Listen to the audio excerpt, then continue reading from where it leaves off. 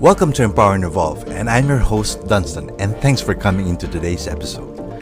Now, this podcast is designed for those looking to break free from stagnation and enhance their well-being through actionable insights and inspiring stories. So you'd never miss an episode, hit that follow button and follow us through our social media accounts. Now, if you find value in our discussions, consider sharing this podcast with friends who you think might benefit listening today.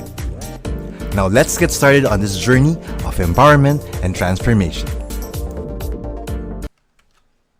Hi, Dun here, and thanks for coming back to Empower and Evolve. Now, for this week, I just want to tackle a very recent incident that happened here in the Philippines. It affects a lot of us, especially those who are driving, and that's road rage. You know, whether we're dealing with aggressive drivers or we're feeling frustrated with traffic, it's easy to let emotions get the best of us. But we could transform that into moments where, we can be calm.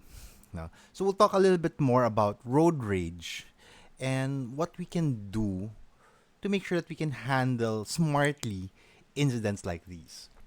So, just like what I would always say, grab a cup of coffee, get your drink, get comfortable, and let's dive in. Now, just to share a little bit of backstory, so there was a recent altercation from a road rage somewhere in Antipolo, Manila, Philippines. That's one of the cities here in the Philippines where 4 people were shot, including the suspect's wife.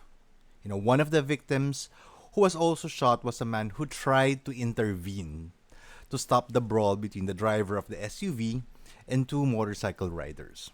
Now, luckily, the assailant has been arrested and charges have been filed. But sadly, as of this recording, one of the 4 people that were shot, particularly the one who intervened, died already. So, condolences to the family of the bereaved, also the bereaving family rather. It was a valiant move, and my prayers to you as well. So, in a nutshell, it was a pretty ugly picture, right? And for us to understand what is road rage, it's an aggressive or violent behavior by a driver, often resulting from frustration, anger, or impatience.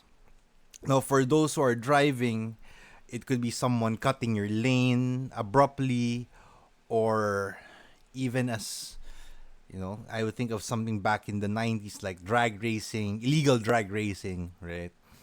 Wherein people get really reckless on the road, right?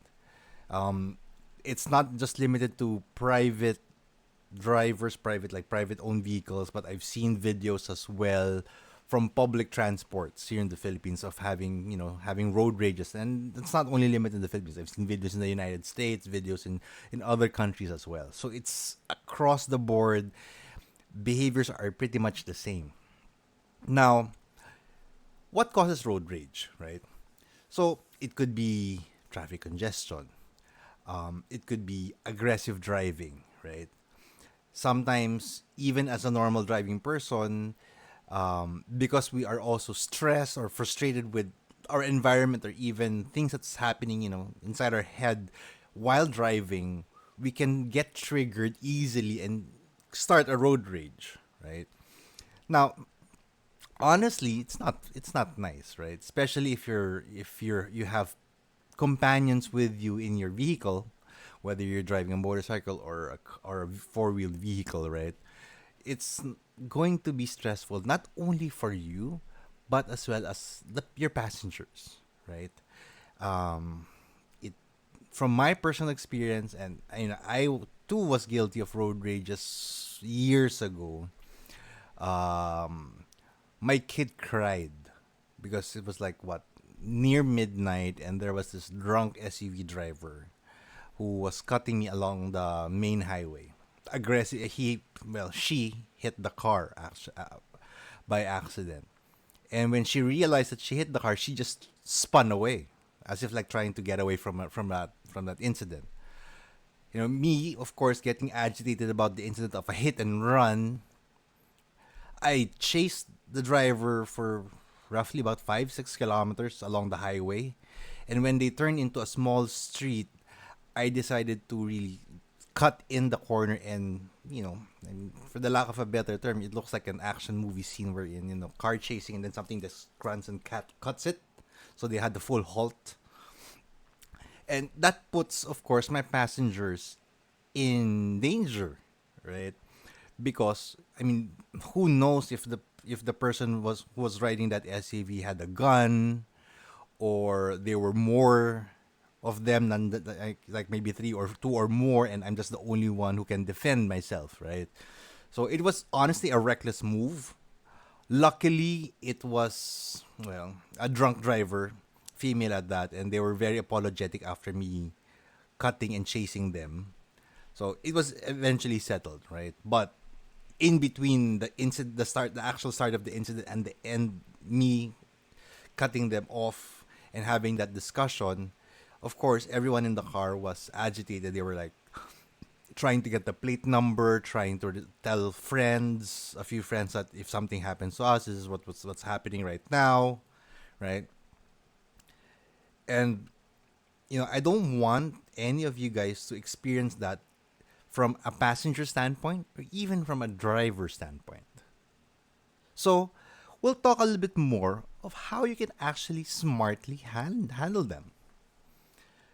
First things first, right? And you've always hear this out from me almost in every episode of here at Empower and Evolve. You have to practice mindfulness, right? So when you say mindfulness, you have to be aware of the present. Like in that example, it wasn't just only me. It was late at night, and I don't know if that other vehicle had some gun with them. I don't know, right? So I have to be mindful and careful that, hey, I have to focus on the road. I have to be focusing on my environment, right? Um, and mindfulness also involves being, of course, the driver.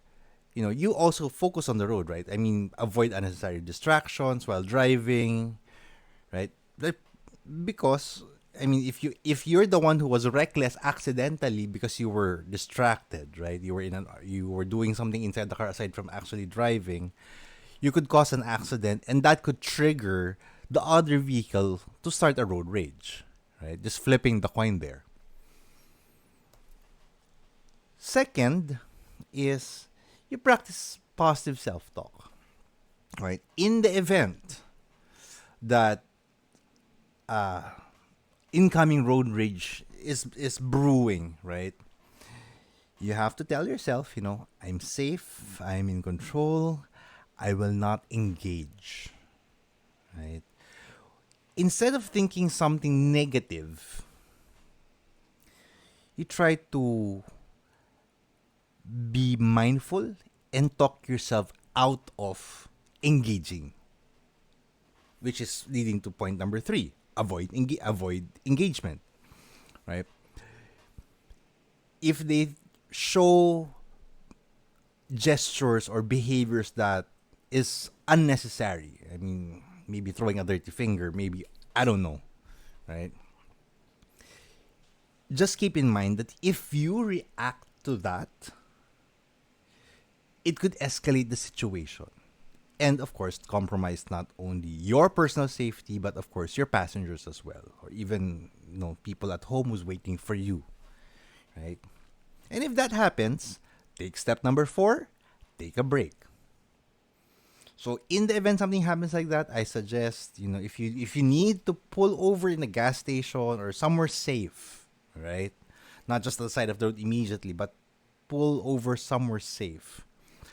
So you can take your rage out if you can really hold it in, or if you can change your mindset at that point, right? Not while driving, right? If you have to kick the stone on the road, or I don't know, right? But don't put your rage while you're driving on the steering wheel and on the road and pretty much everything around that road, right? Because of course it can cause hurt, damage, or injury for anyone that you're driving along or passing by.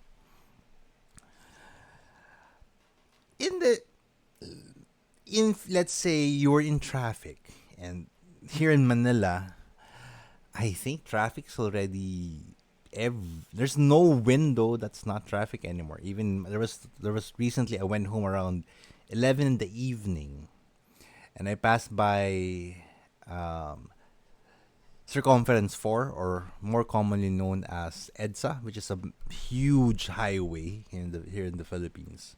At 11 p.m., the volume of the vehicular traffic was still bad, as if it was like 7 in the evening, which is pretty much rush hour for everyone, right? So understanding that you want to go home, it's the volume's not good, right? You have to stay calm and patient, because imagine, let's say there are 1,000 roads at that hour that you're on the road. All of those 1,000 folks are eager to either go home, go to work, or go to wherever they want to go, right? And if one person starts to be aggressive, it's going to have a chain effect. And once you have a chain effect, chances are there's going to be a road accident, right? A bumper to bumper accident, car hitting the tail end of the other car, or worst comes to worst, fist fighting on the street because of that accident, right? And you wouldn't want to be part of that incident, right? So just stay calm, just stay patient. The sixth one on my list is actually what I do most of the time now, which is to use humor, right? Um, Especially if like there's someone like honking their way through traffic or doing a counterflow. I would just think in my head, of course, that this person might be having LBM, or loose bowel movement problems. He or she really needs to go to the toilet. Otherwise, they're gonna poop or pee in their pants, and that's why they're doing that counterflow, right? And it just helps me not to be upset about the incident, right? And you know, especially of course more often than not that those incidents happen during heavy traffic volume, or heavy volume of traffic rather. It helps me to feel a little bit more relaxed and enjoy the traffic, right? And if you have passengers with you, use that as a springboard to engage a conversation with the rest of the folks in your vehicle, right? Last but not the least, uh, is to plan ahead. I mean, especially if you know you're going to be traveling. Um, I personally put an additional 30-minute allowance of travel time. Let's say I'm using Google Maps or Waze, which is a road map, a mobile app that helps you go through traffic, right, from point A to point B. I usually put an additional 20 to 30 minutes, just because by the time I leave the house and by the time I reach my destination, everybody else would be on the road. The volume will change. The volume of traffic, vehicular traffic, will change. And if I have that enough buffer of 30 minutes, it just helps me be confident that I'll arrive on time. Whether I would have to use the whole 30 minutes or I would have an extra 20 minutes back because I arrived a little bit earlier, right? At least when I get there, I don't have to drive aggressive. I could take a chill drive, right? Chill drive. Um, I could be already calm and composed before I even step out of the car for whatever. Let's say if I have a meeting, right? And it just helps makes my day better. And I'm pretty sure if you do that, it's gonna help make your day better, right? A little side idea, of course, like if you're the passenger, especially for traffic, just sleep in the car. If you don't feel like talking to, let's say you're riding a Grab or an Uber, just sleep in the car. If you don't wanna be stressed with the traffic, right? Anyway, I mean, this is a pretty short episode for today. I really thank you for joining me today. And remember that staying calm and focused on the road is not just about safety. It's also about maintaining your mental well being and you having that positive mindset when you're on the road. So, by implementing these actionable strategies, like I mentioned earlier, you can make your driving experience more peaceful and enjoyable, not only for you, but also as well for your passengers. So I'd love to hear your tips, and if you have tips, if you have an experience about road rage yourself, feel free to share them via our social page. That's in our Facebook page. That's Empower and Evolve Podcast, or even through our Spotify chat, our messaging rather, or even through our YouTube channel. That's Empower and Evolve Podcast. So much for that. Again, thank you so much for joining on today's episode. Again, my name is Dun, and remember, here at Empower and Evolve, our goal is to help you become a better version of you. So with that, stay safe. Catch you in our next episode because this is going to be a double episode. Bye for now.